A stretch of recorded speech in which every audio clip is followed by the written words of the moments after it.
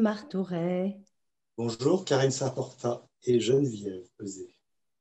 Nous sommes extrêmement heureuses de te parler, d'abord pour évoquer la situation actuelle du camion de jazz, qui, comme j'imagine, toutes les structures musicales vivent un moment particulier, et pour parler néanmoins de cette idée formidable que nous avons eue ensemble de créer un événement en ligne avec le camion de jazz où nous pourrons non seulement t'écouter, écouter le groupe jouer, mais danser. Donc, est-ce que tu peux présenter rapidement le camion de jazz et évoquer éventuellement ce qui se passe pour le camion de jazz dans ce contexte sanitaire très singulier? Avec plaisir. Donc, le camion de jazz, c'est une structure que la plupart des amateurs et acteurs de la culture normands connaîtront, puisque nous sommes arrivés en 2003 en Normandie, sur notre commune actuelle, donc Louvigny en 2004. Et depuis cette période, on a plusieurs centaines de concerts à notre actif. En tant que programmateur, parce qu'on met en place une saison de jazz à Louvigny qui est des plus intéressantes, avec une programmation que j'oserais qualifier d'assez ambitieuse. Et puis en tant que musicien également, puisque nos projets du collectif artistique du camion de jazz tournent beaucoup en Normandie et au-delà, en France.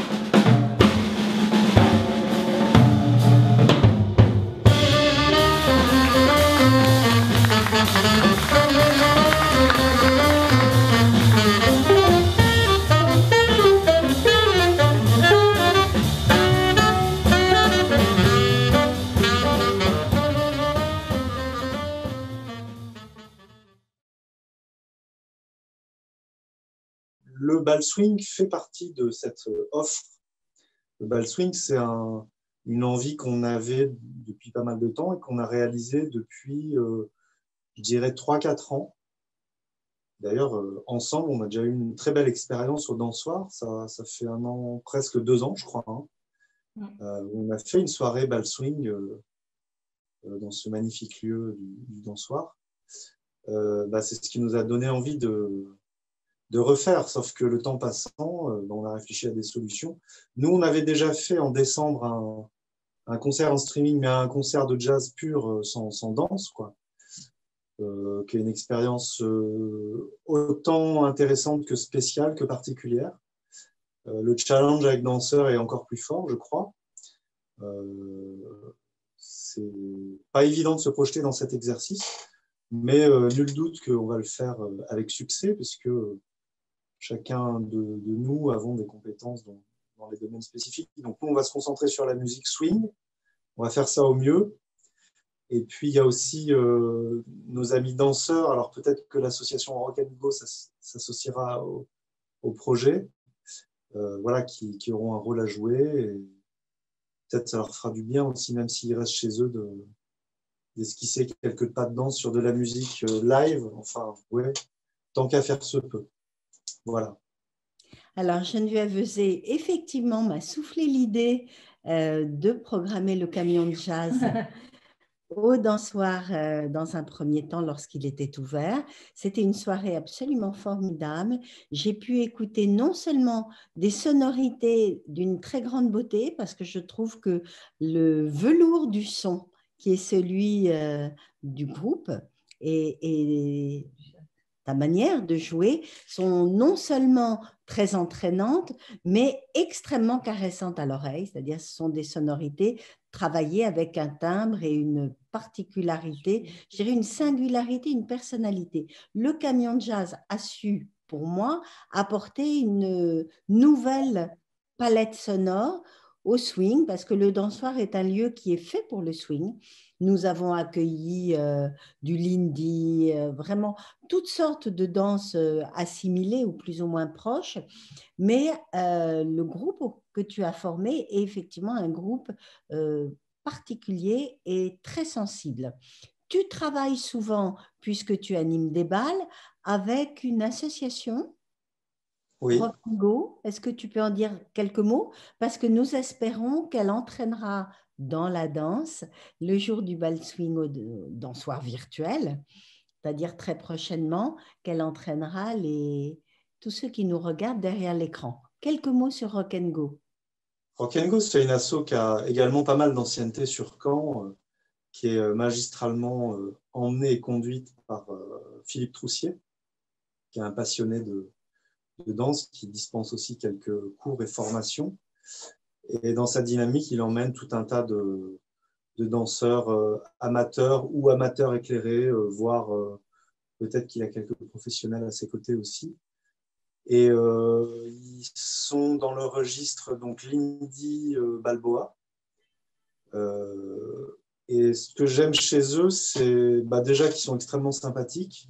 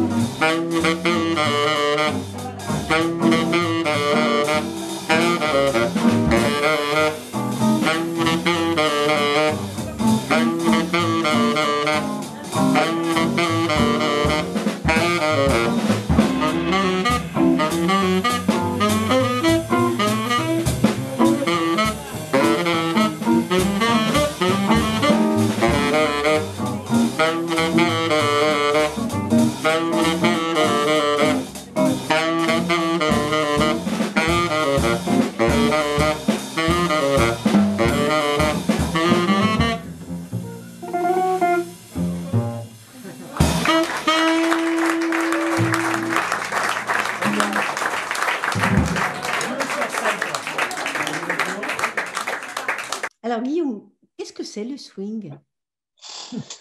Ça, c'est une bonne question. Beaucoup ont tenté d'y répondre. Dans la même veine, il y a qu'est-ce que le jazz? Alors, il y en a qui disent que c'est la même question. Et je ne suis pas très très loin de cette école de pensée.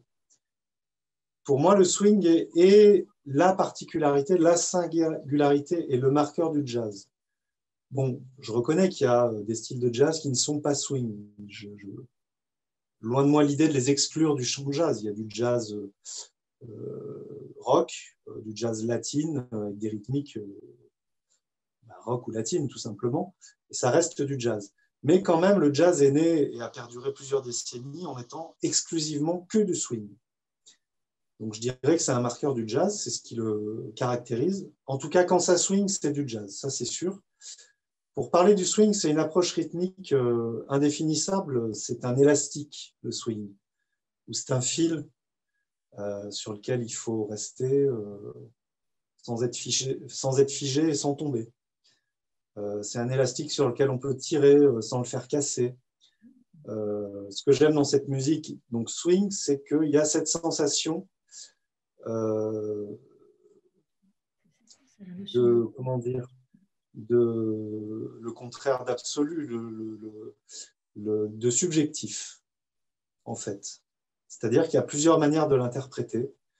Alors, ça ne s'entend pas forcément quand on est simple auditeur néophyte, mais pour les gens éclairés ou les musiciens, il y a des sacrées différences de jeu entre chaque musicien. Il y en a qui tirent plus dans un sens, plus dans l'autre. En tout cas, pour résumer, c'est cette sensation d'être tout le temps appelé en avant et puis relâché en arrière, comme un élastique. Et c'est vraiment extrêmement addictif. Et je pense que les danseurs le vivent de la même manière.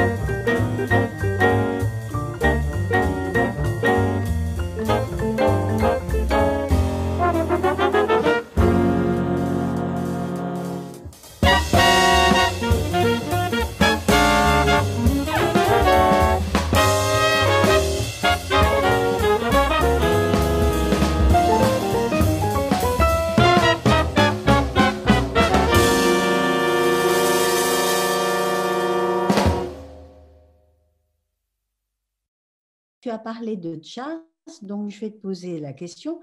Est-ce la raison pour laquelle la structure s'appelle le camion de jazz? Néanmoins, je crois savoir que dans le mot et l'appellation, il y a camion et il y a jazz. Ouais.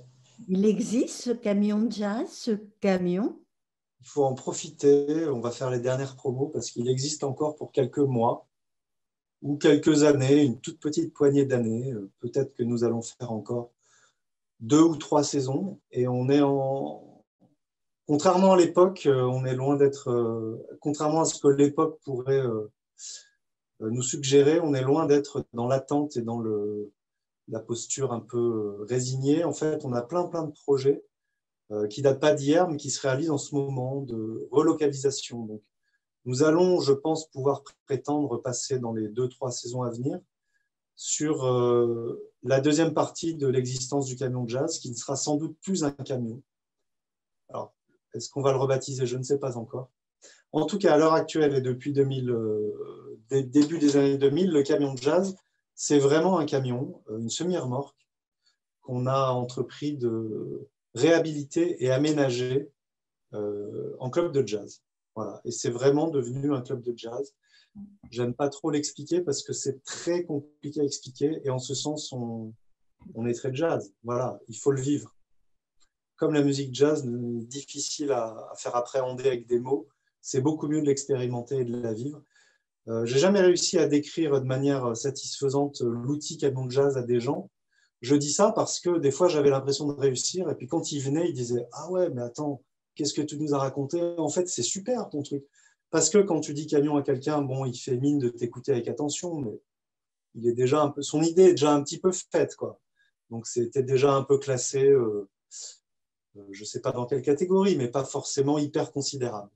Mais quand les gens y venaient, ils disaient « Ah ouais, mais tu ne m'avais pas bien dit, en fait, c'est génial, quoi. » Et je le dis, j'ose le dire, je l'affirme, c'est génial. C'est petit, mais c'est génial. C'est hyper chaleureux, l'acoustique est excellente, c'est un des meilleurs jazz clubs de ce point de vue-là, quoi. On est à 4 mètres des musiciens, les plus proches sont à 80 cm des musiciens. On n'est pas assommé par le son, on reçoit tout ça, comme tu disais, dans du velours. Et c'est vraiment excellent. Et notre satisfaction, c'est d'avoir pu proposer à notre public des noms du jazz incroyables, quoi, des musiciens américains qu'on n'aurait jamais imaginé pouvoir capter et faire venir. On les a eus, on en a eu un certain nombre.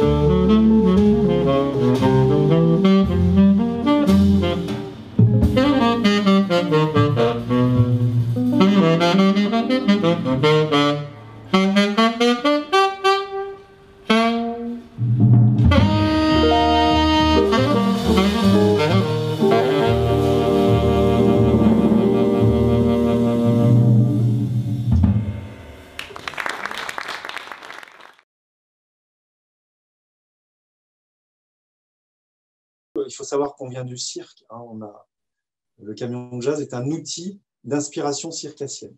Voilà. Nous, en tant que musiciens de jazz, pour la petite histoire, on était allé en 2000-2001 faire une créa de musique dans un cirque contemporain. On a mis le pied dans ce monde qu'on ne connaissait pas du tout. Justement, en tant que musicien de jazz, on était assez monomaniaque, des caves citadines, comme je vous les ai décrites, très, très chouettes, mais enfin un petit peu stéréotypées quand même. Donc, on a découvert ce monde-là, le monde du nomadisme, et puis on a créé cet outil. Donc, on est reparti du cirque avec cet outil, mais aussi avec un état d'esprit. Et je pense que notre mérite, si on en a un, c'est d'avoir su conjuguer le jazz avec donner un nouvel écrin et un nouvel esprit au jazz. Et je pense que c'est réussi parce que le public qu'on touche, c'était pas forcément le public habituel qu'on rencontrait dans les caves de jazz. Donc ça, c'est une satisfaction, en effet. Voilà, un concert de jazz chez nous, c'est autour de 10 €. Je parle de n'importe quelle affiche, hein, y compris celles qui sont internationales et qu'on va voir pour 60 ou 40 ou 60 € le set des Lombards, par exemple. Voilà, c'est pour faire la nuance, c'est pas pour critiquer, hein, loin de moi cette idée, c'est pour bien marquer les différences qu'il y a entre les différents milieux. Donc voilà, c'est quelque chose auquel on tient.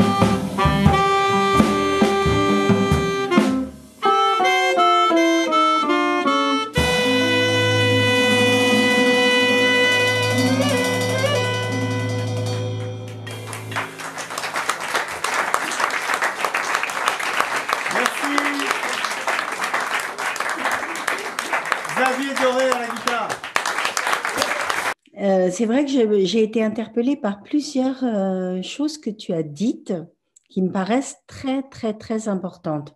Tu évoquais le nomadisme. Moi, j'ai fait partie d'une structure qui s'appelle le CITIS, enfin qui s'appelait le CITIS. Je crois que ça a changé de nom, ça s'est un peu restructuré, qui regroupait les structures itinérantes en France. Pas seulement dans le théâtre ni dans le cirque, mais un petit peu dans tous les domaines. Et j'ai choisi, pour ma part, lorsque j'ai quitté la direction d'une institution, qui était le Centre chorégraphique national de Caen, plutôt que d'avoir un lieu statique, j'ai choisi le dansoir, qui est un chapiteau, même si c'est un chapiteau semi-mobile, puisque comme le camion qui me bouge moins, je crois maintenant, le dansoir n'est pas amené à démonter tous les soirs et aller de ville en ville, comme un chapiteau de cirque. Néanmoins, cette possibilité de ne pas rester sur un territoire, pour un artiste d'avoir la liberté d'échapper, je parlais de partenaires, à certains partenaires dominants, qui soient politiques ou institutionnels sur un territoire, ça m'est apparu à un moment comme fondamental. Oui. Donc, tu évoquais la présence du jazz en Normandie. Tu m'as dit, lorsque je suis arrivée en Normandie, je voudrais te poser pas mal de questions par rapport à cette mobilité. D'où Oui. viens-tu? Depuis Moi, je suis combien de Grenoble. temps es-tu installé en Normandie? Et quel est ton rapport à l'ancrage, justement, l'ancrage de ce camion de jazz et de cette structure que tu as créée sur le territoire normand? Tout ça Je en... suis rhône-alpin grenoblois à la base. J'ai fait un petit passage à Lyon qui m'a emmené à des rencontres directement dans le monde du cirque dont je vous ai parlé. Après, j'ai pas mal voyagé pendant un an en Europe, en fait, avec ce spectacle de cirque contemporain. Après, j'ai atterri à Rennes et puis je suis venu à Caen. Voilà, mon parcours qu'on peut qualifier de nomade, mais qui n'est pas non plus si impressionnant. Il y a des gens qu'on fait pire, on va dire.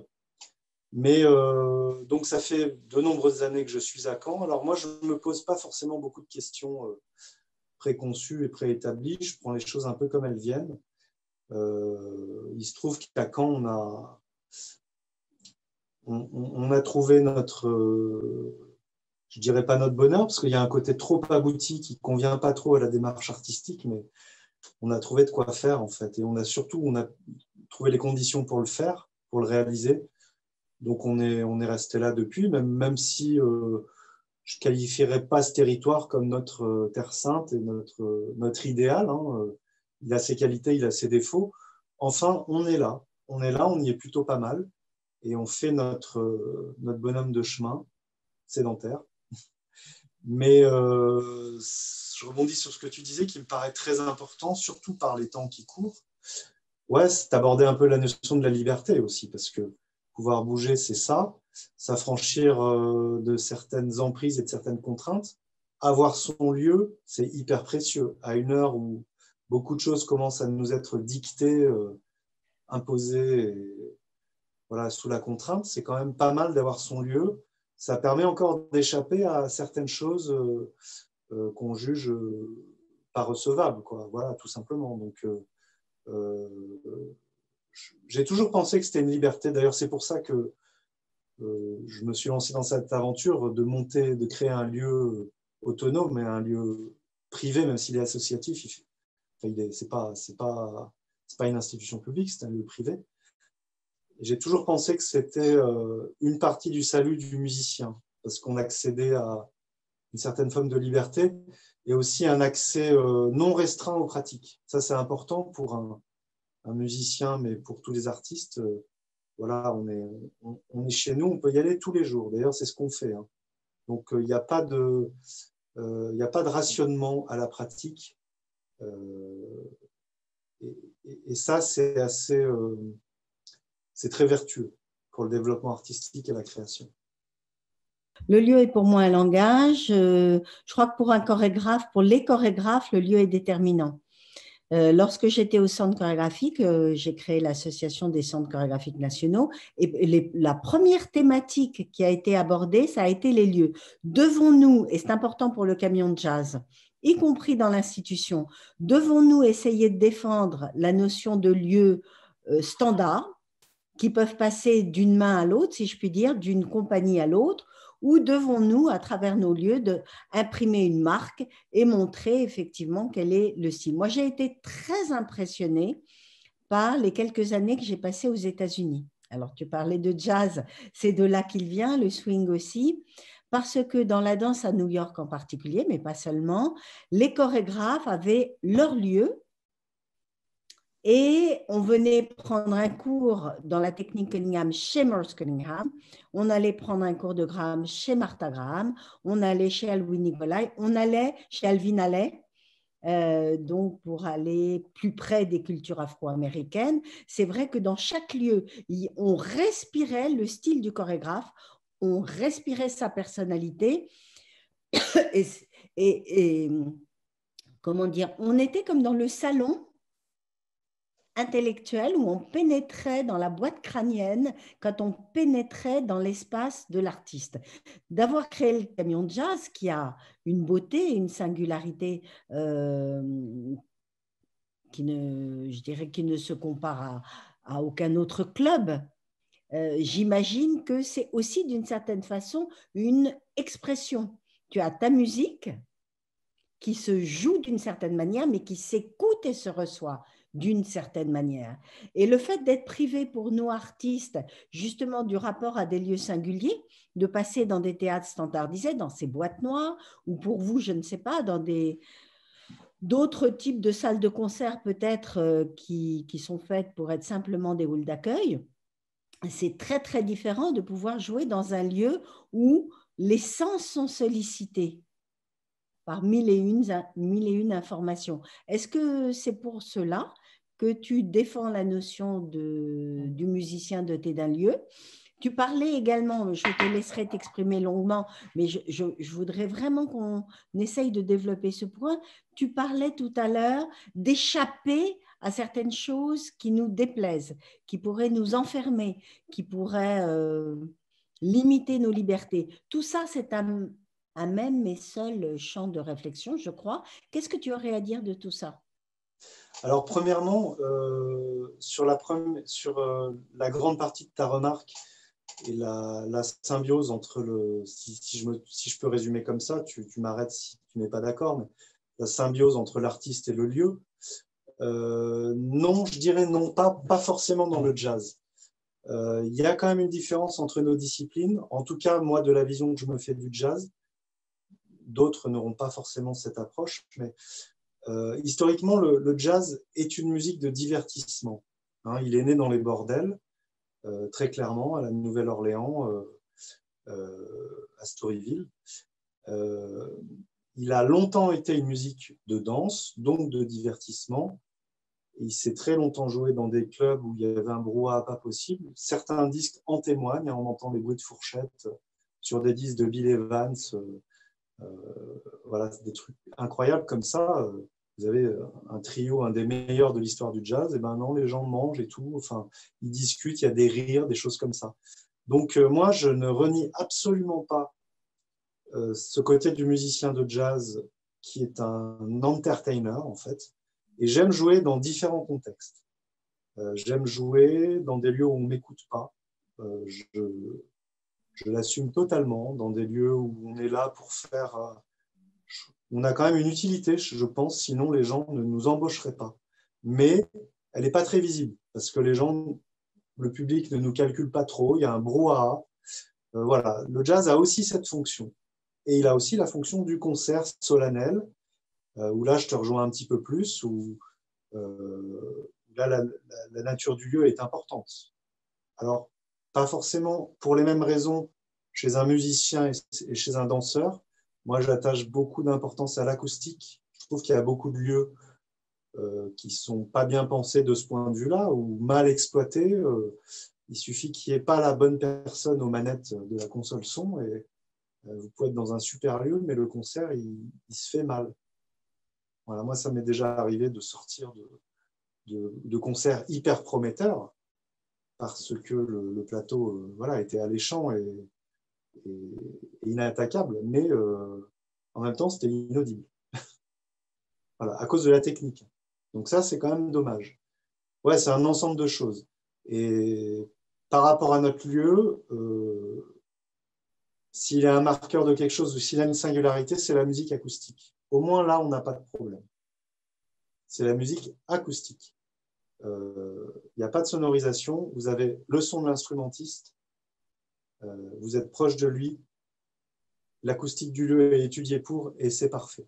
Donc, il n'y a pas d'aléa. Entre la musique et le spectateur, il n'y a aucun aléa.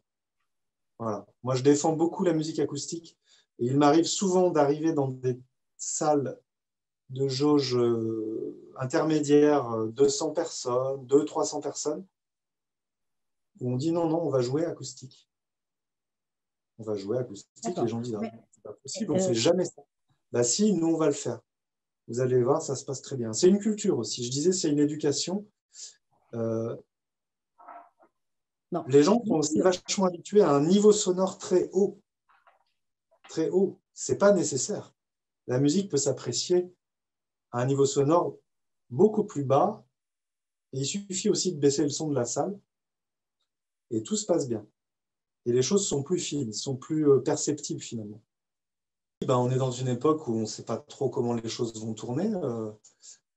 Qui sait si on ne va pas nous interdire de jouer après telle heure ou dans telle ou telle condition. La loi prévaudra toujours, mais quand on est dans un lieu privé, c'est toujours plus facile de décider pour soi-même, d'obéir ou de ne pas obéir, enfin de faire les choses en conscience, que quand on est dans un lieu qui dépend d'une communauté de communes, d'une ville, d'une institution quelconque.